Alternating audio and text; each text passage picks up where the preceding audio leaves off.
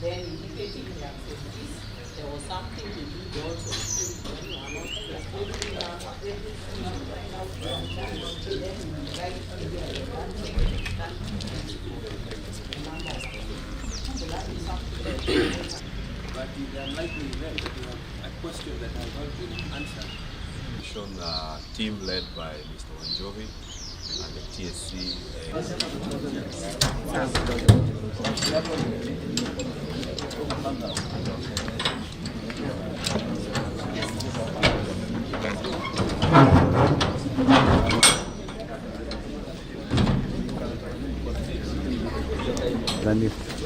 Kenya National Examination Council.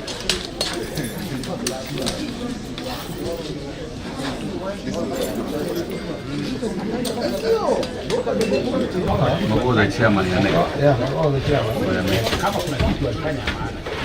They have.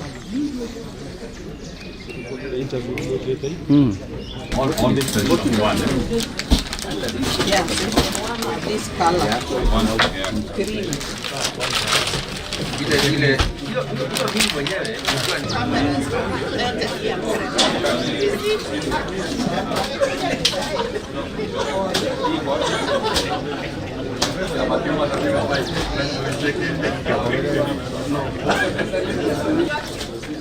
Oi bro, ada umeingia kwa picha.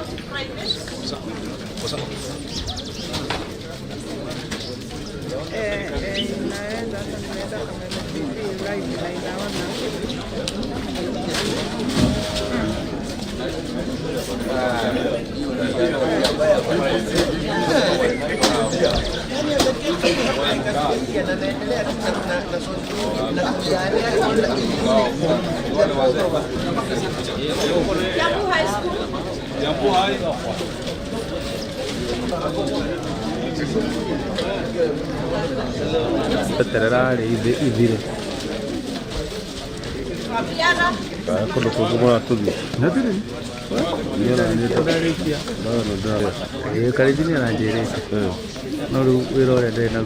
There's a new rule that the government is implementing, which is that KCSE, the first session will be conducted from 8 o'clock. Then the center managers will return those scripts to the container and they will collect the second session paper at 12:30. And they will administer that paper at 2 p.m. That is the new rule that we are implementing, and it is mainly serving to address the challenge of early exposure of the second session paper. The second rule, and which has been there, but we are emphasizing it, is mobile phones.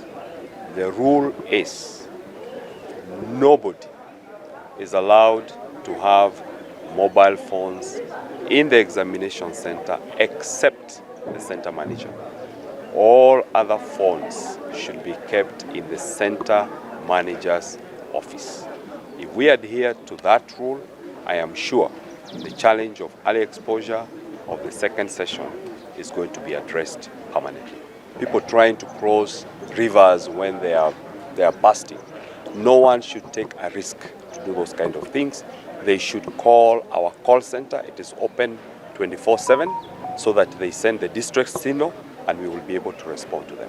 Seeing this examination and explained to them very clearly our expectations of what they should do to stay away from malpractices. So everybody knows what they need to do to make sure they stay away from malpractices, and the sanctions are there in the event that anyone engages in any malpractice.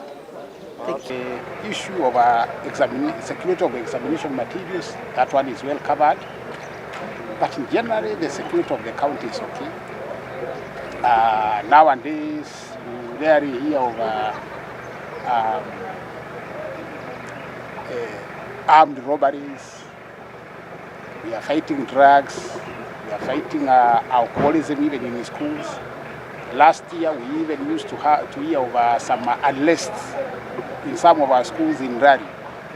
But we have since engaged all the stakeholders in that area, and this year we are lucky that there was no case reported at all.